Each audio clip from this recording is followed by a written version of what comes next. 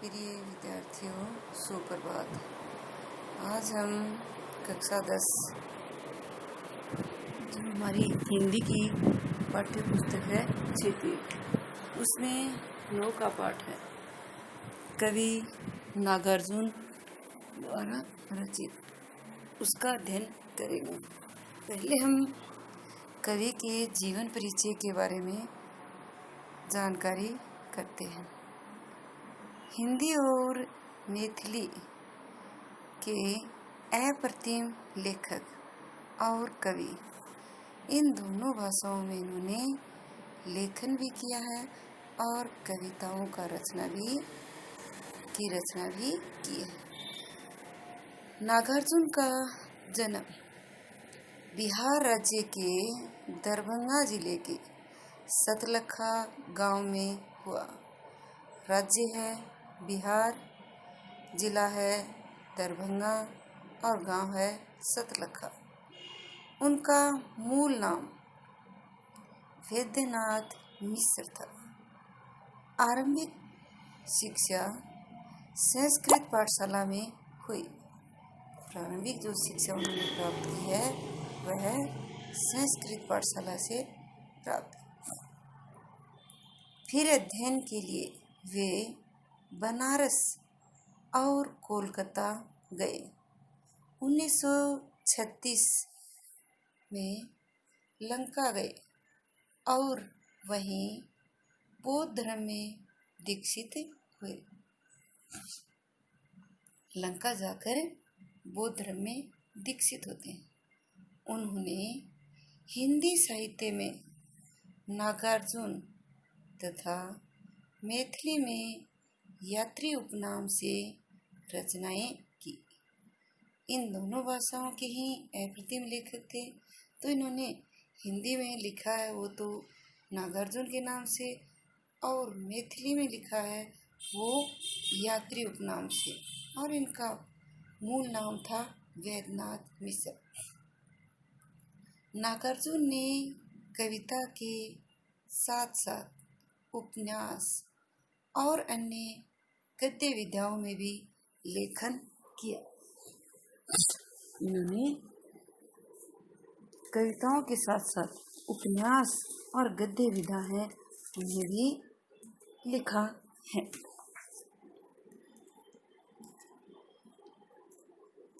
भी उनका संपूर्ण कृतित्व, संपूर्ण जो उनकी रचनाएं हैं वो नागार्जुन जो रचनावली है उसमें के 7 खंडों में प्रकाशित है। नागार्जुन रचनावली के 7 खंड हैं, उनमें उनका कृतित्व है वो रचित है। उनको हिंदी अकादमी,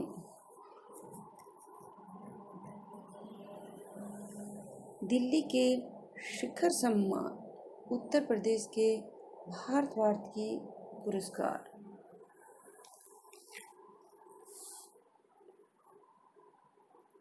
तथा बिहार के राजेंद्र प्रसाद पुरस्कार से सम्मानित किया गया। सामयिक बोध से गहराई तक जुड़े नागार्जुन की आंदोलनधर्मी कविताओं को व्यापक लोकप्रियता मिली। इनकी कृतियां हैं, कौन कौन सी इनकी प्रमुख कृतियां हैं वो देखिए। युगधरा, सतरंगे पंखों वाली, हजार हजार बाहों वाली, तुमने कहा था, पुरानी जूतियों का कोरस, आखिर ऐसा क्या कह दिया मैंने, मैं मिलिट्री का बूढ़ा घोड़ा, तालाब की मछलियाँ, ओम मंत्र, भूल जाओ पुराने सपने, ये इनकी प्रमुख रचनाएं। अब हम इनके पाठ के बारे में जानकारी करते हैं। नागार्जुन की कविता, हमारा जो प्रमुख पाठ है उसके बारे में यहाँ बताया जा रहा है। नागार्जुन की जो प्रमुख कविता है कल और आज। ग्रीष्म की घोर तपिश, तेज जो गर्मी पड़ती है, उस भरी दुरूहता जो सहन नहीं होती है के पश्चात, उसके बाद वर्षा ऋतु के सहज और मन भावन आगमन का वर्णन करती है। ग्रीष्म ऋतु के हताश एवं उदास कृषक हैं, जो किसान है वो तेज गर्मी की वजह से हताश हो जाते हैं और उनके चेहरे भी उदास हो जाते हैं।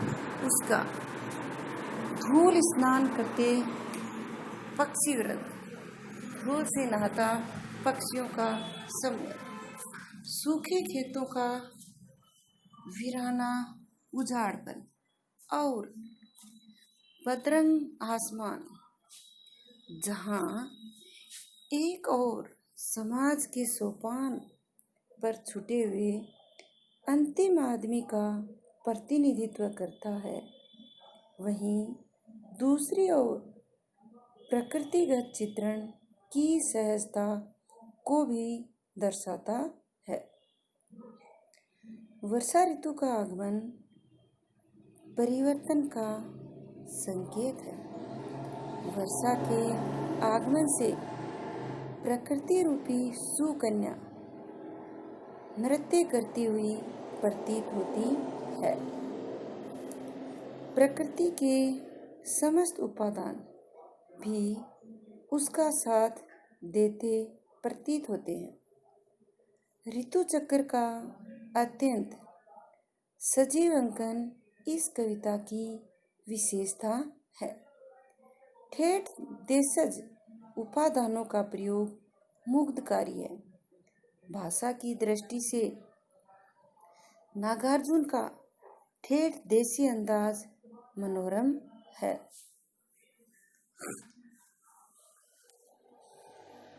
यह है हमारी कविता कल और आज। इनके द्वारा रचित दूसरी कविता भी है, उसका हम आगामी कक्षा में अध्ययन करेंगे।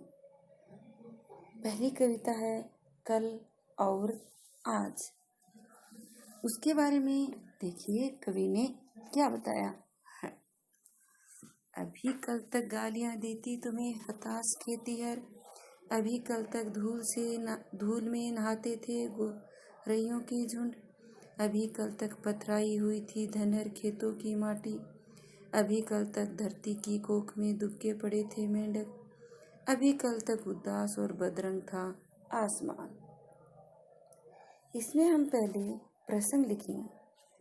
तो हमारा प्रसंग हुआ प्रस्तुत पद्यांश कवि नागार्जुन द्वारा रचित कल और आज शीर्षक कविता में से अवतरित है या शीर्षक कविता में से लिया गया है या उद्धृत है। इसमें कवि ने तेज ग्रीष्म ऋतु का वर्णन किया है। फिर हम व्याख्या करेंगे। कवि वर्षा ऋतु शुरू होने से पहले अर्थात तेज ग्रीष्म ऋतु का वर्णन करते हुए कहते हैं कि अभी कुछ समय पहले तक, अभी कल तक अर्थात वर्षा होने से पहले तक गालियां देती तुम्हें हताश खेती है। अभी कल तक हताश और निराश जो किसान थे वो तुम्हें गालियां देते थे क्योंकि तेज गर्मी पड़ रही है और वर्षा उन्हें नजर नहीं आ रही है, इसलिए वो ग्रीष्म काल को कोस रहे हैं, उसे उलाहना दे रहे हैं, या ये कहें कि भगवान को संबोधित कर रहे हैं, तो वे उन्हें गालियां देते हैं। तो अभी कल तक कवि प्राकृतिक परिवेश का वर्णन, प्रकृति का वर्णन करते हुए बताते हैं कि अभी कल तक किसान तुम्हें अर्थात भगवान को गालियां देते थे, अभी कल तक धूल में नहाते थे गोरैयों के झुंड, और अभी कल तक गोरैयों के पक्षी का नाम है, गोरैयों के झुंड धूल में स्नान करते थे अर्थात धूल में नहाते थे, धूल के साथ खेलते थे। अभी कल तक पथराई हुई थी घनर खेतों की माटी, और अभी कल तक खेतों की मिट्टी एकदम सूखी और पत्थर के समान कठोर हो गई थी। धनर खेतों की मिट्टी, जिन खेतों में अनाज उत्पन्न करते हैं उन खेतों की मिट्टी कैसी, पत्थर के समान कठोर।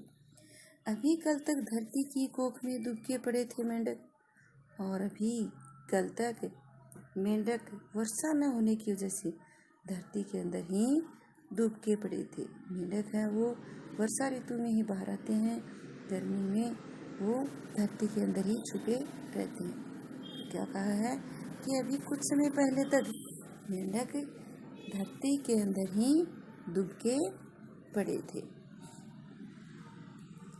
अभी कल तक उदास और बदरंग था आसमान, और अभी कल तक आसमान भी गर्मी में मिट्टी उड़ने, लू चलने की वजह से आसमान है वह भी सुंदर नजर नहीं आता है।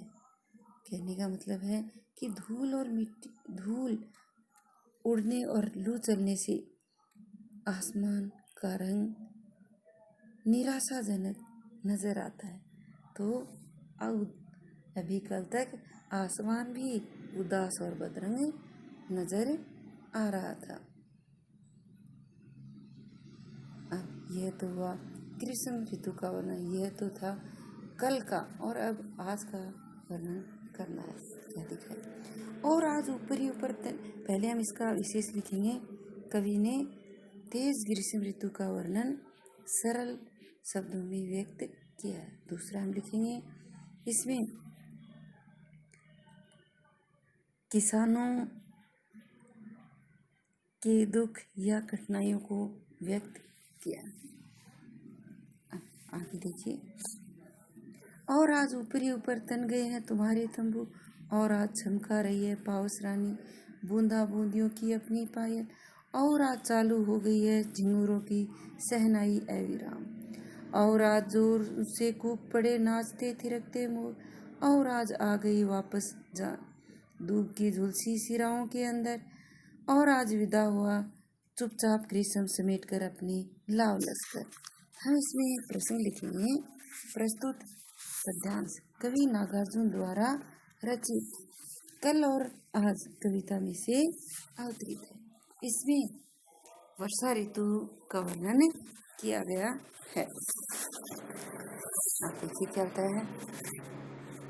कवि वर्षा ऋतु का वर्णन करते हुए कहते हैं कि और आज और अब वर्षा ऋतु प्रारंभ होने की वजह से ऊपर ही ऊपर तन गए तुम्हारे तंबू, आसमान में बादल छाने की वजह से ऐसे लग रहा है जैसे तंबू तान दिए गए हैं।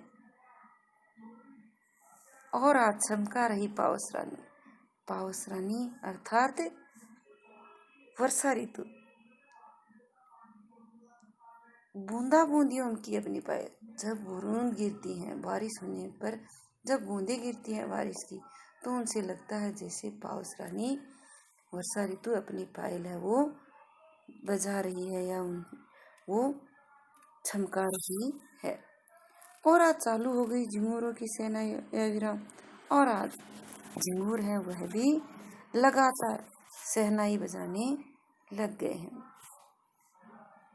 और जोरों से कूक पड़े नाचते थिरकते मोर, और मोर भी नाचते थिरकते हुए जोरों से कूकने लग गए। अर्थात वर्षा ऋतु को देखकर मोर भी प्रसन्न है और वे भी नाचने थिरकने लगते हैं।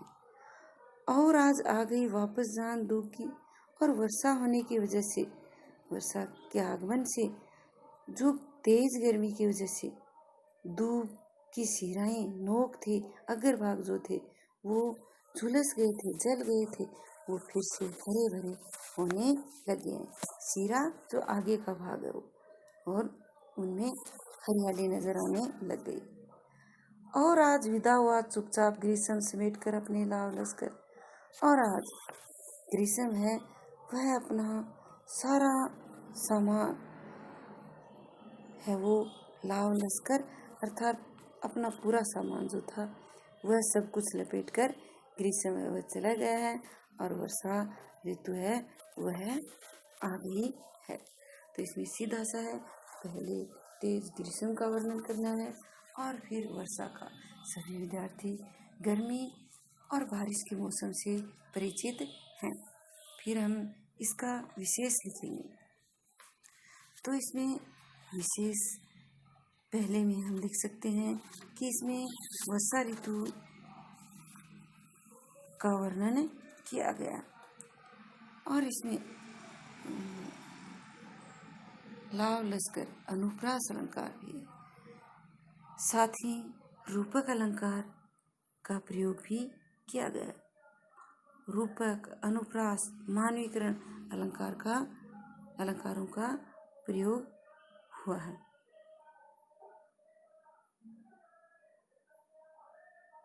इस प्रकार से हम इसका विशेष लिखेंगे।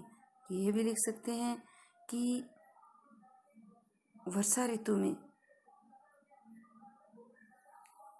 बादलों में आकाश के तंबू तन, और दूसरा वर्षा ऋतु है जैसे वह अपनी पायल बजा रही है, झिंगुरों की सहनाई और ग्रीष्म का लाव लश्कर लेकर चलना आदि है वो सुंदर कल्पनाओं के आधार पर व्यक्त किए हैं।